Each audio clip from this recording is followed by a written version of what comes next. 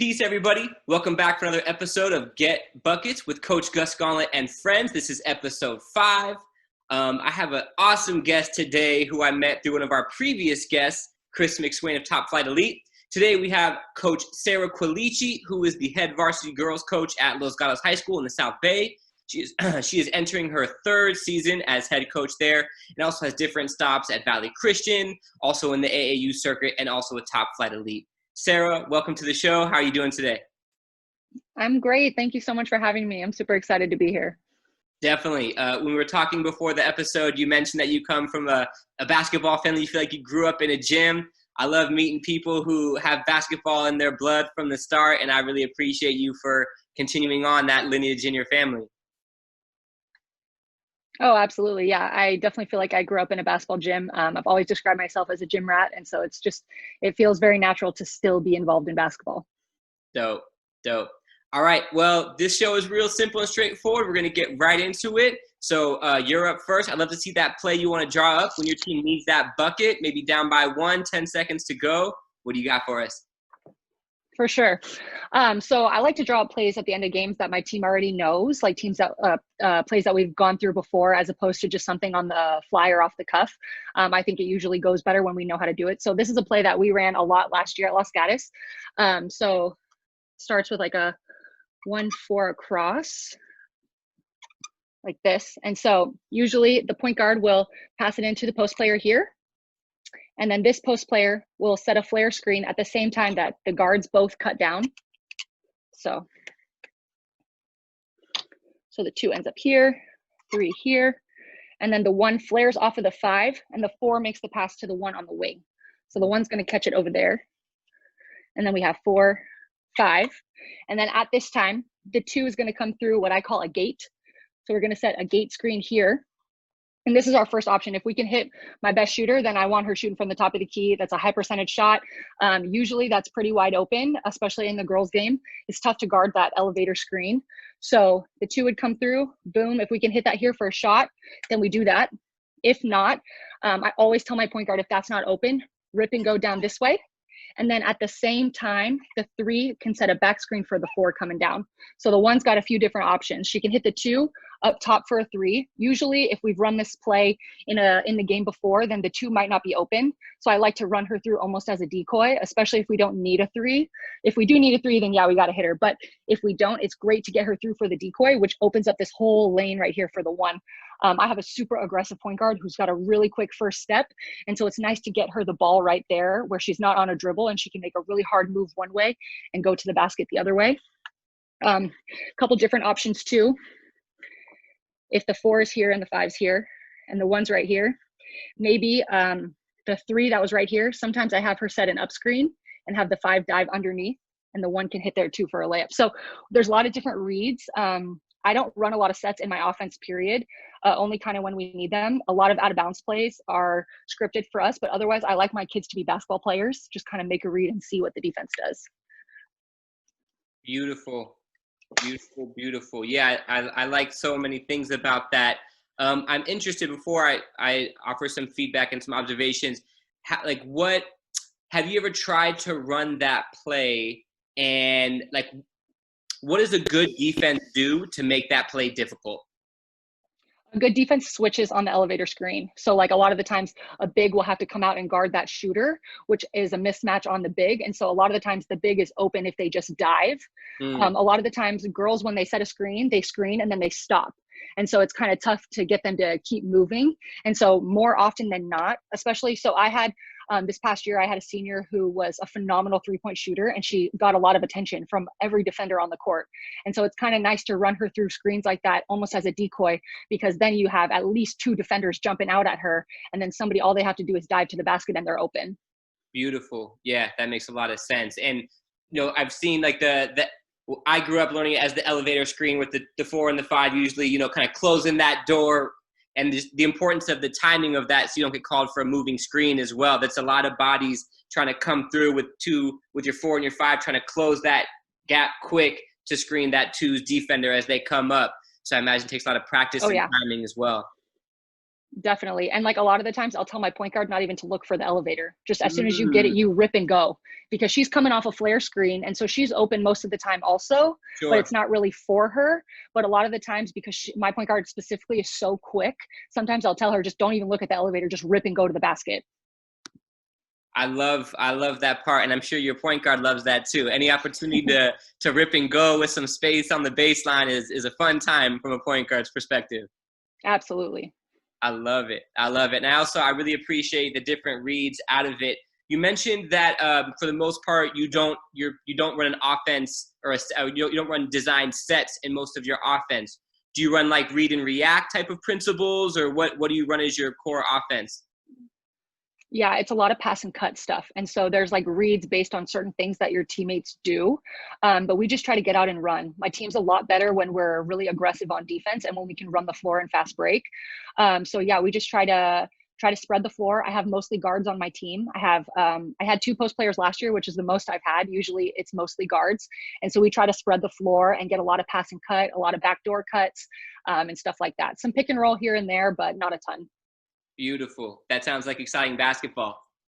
It's great. Yeah. And it's awesome for me as a coach, because when I hear them saying things that I say, like when they're finally starting to understand the way that I see the game, it's so special. And I tell them all the time, I don't want you to be a robot. Like, I don't want you to run through the play the exact way that we're supposed to every single time, because if you know what we're doing, so does the defense. And so it's much better when you can read and react. Yes, I love it. Yeah, that player ownership, it sounds like, is Hmm. it's a dream. Awesome. Sara, I dig it. Thanks so much for sharing that. I hope the coaches out there watching this can learn from that. And if they play you in a game and think they know what you're doing, you hit them with the alteration and you'll still get the bucket. Absolutely. I love it. I like really simple stuff for basketball. I don't think you need to get, super, super complicated, especially for kids. So I think the simple stuff really works and it goes a long way. Agree. That's a really great perspective. Thank you for sharing that. Cool. All right. So I'm going to get into mine. Mine was inspired, actually. I was watching some NBA highlights actually a couple of days ago, and at the end of the game, the Miami Heat lost to the Milwaukee Bucks in Game 4, but they definitely had some chances to win it. And one play they ran at the very end to get a 3 for Tyler Herro, I was blown away at how open the shot was, how beautiful it was. It was out of bounds play, so I did some modifications to it as more of an in-game type of play if there was 10 seconds left. And it looks like this. So we are going to start off pretty standard, 1 on top of key with the ball. The 5 is going to be here on the wing, 2 and the 3 on opposite corners, and the 4 up here at the elbow. Couple actions here, a couple of movements prior to the shot. First off is the player, point guard is going to pass the ball over here to the 5, and then immediately dive to the free throw line. So there. On that pass, the 4 is just going to clear out to create space and be ready to become an offensive rebounder eventually. So they're going to dive here to the short corner. And also on that initial pass, the 3 is going to start running up here to the top, and the 2 is going to start running up here to the top. One quick note is that when the 5 receives the ball from the 1 here, they are going to do a fake handoff to the 2 just to get their defender reacting a little bit and kind of have them on their toes. But the 5 is going to keep the ball. So at that point, the next progression is you've got now the 5 here, the 1 is here, 4 is on the short corner, 3 is up here, and 2 is up here at this point. 5 is going to pass that ball right back to the 1 at the high post, and then dive down as well, just to create some movement and eventually become a rebounder in the case of a missed shot as well. So this is where the main action begins. At this point, the 2 is going to keep on creeping over, setting their defender up. 3, same thing, creeping over, setting their defender up. And the action is really just like a little pick screen by the 3. So you have the 3 diving down simultaneously with the 2 diving down, setting a little pick screen. Ideally, the 2 is going to run their defender down and then come over the top of it for an open shot here. And then the 3 also has an option to set that screen for the 2, or if they see them overplaying, slip that screen out here and go wide. And so what that gives the 1 is 2 different options. The option the Heat hit was this 2 coming off the screen, beautiful, knocked down the 3, but this person was open as well. So the 1 becomes the facilitator again at the high post for either a pass to the 2 or a pass to the 3. That's the look. Great for a 3-point shot. If for any reason both of those players were covered, which would be very difficult, but if the defense played incredible, at that point the 1 absolutely has the freedom to turn and face up, because then they're just at the free throw line with options at the 4 and the 5 on the drop if they need to, or they just take their defender one-on-one from 15 feet away. And I think as a point guard, that would be a lot of fun too. So that's the play. Shouts to the Miami Heat for inspiring it. And what are your thoughts? What did you see? What did you like? What didn't you like? I like the fake handoff, and I like the one being the facilitator, especially when they're 15 feet away, as opposed to being like 50 feet away. I think that little like pick screen is so difficult to guard. If it's open in the NBA, then it's for sure going to be open in a high school game. And so I think that's super awesome. And I like that the 4 and the 5 are definitely closer for the rebound. I think it's got a lot of great options, and I dig it for sure. Beautiful. Yeah, thanks a lot. And shout outs to the inspiration that we all get from watching basketball at every level. You know, there's so many jewels out there, and I'm always grateful for all the knowledge that's out there. Totally. I always go back in an NBA game. I always hit that back button on Comcast just to see the set. I'm like, ooh, that's a great set. I got to see that. And it happens at least probably 3 times a game.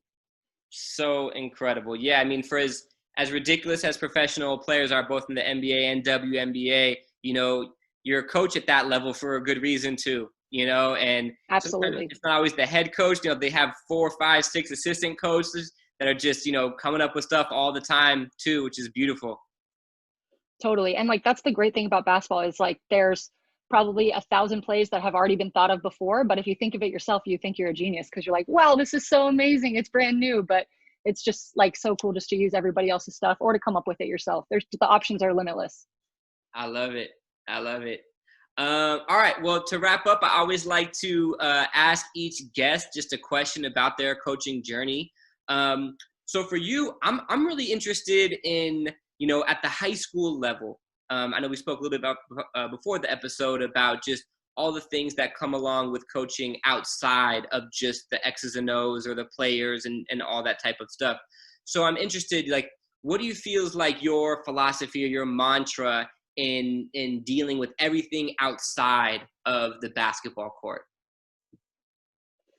That's a really good question. I think hard work goes such a long way in life in every aspect. So I want my kids to come into practice and I want them to work their butts off 100% of the time. I think that every day is a day to get better and every day is a day to improve yourself. And so I think it's super important that, yes, we want to be good basketball players, but we more importantly want to be really good people. And I tell my kids that every day. And so I think it's super, super important just to know that sports teach you a lot about life, and they teach you how to work hard and how to deal with difficult people and how to, you know, maybe you play for a coach that you don't like, and that helps you later on in life deal with a boss that you don't like. And it teaches you discipline about how to get up early and how to commit to something. And I think it's really important that I teach my kids that what they're learning every day with me is important because it's basketball related, but it's also more important because it's life related.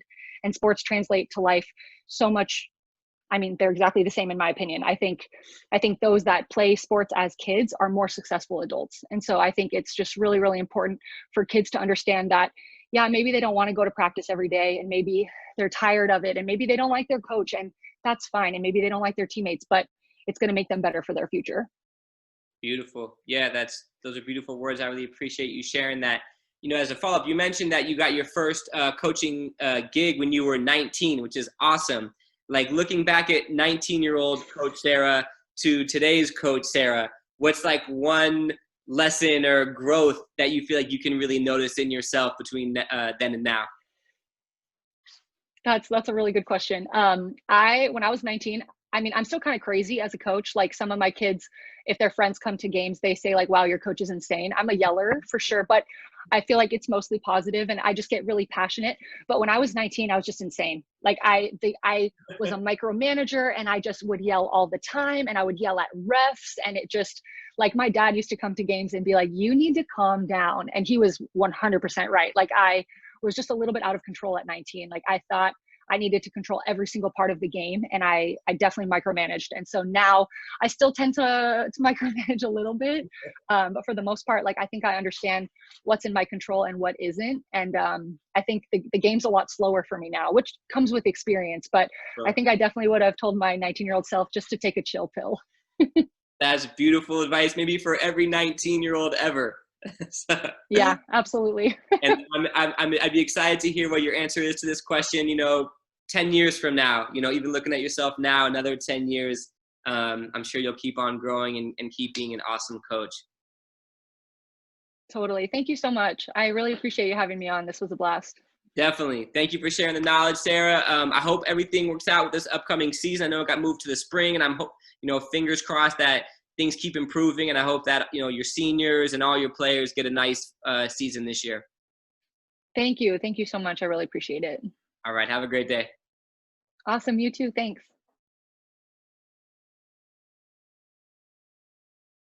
Butler throws it.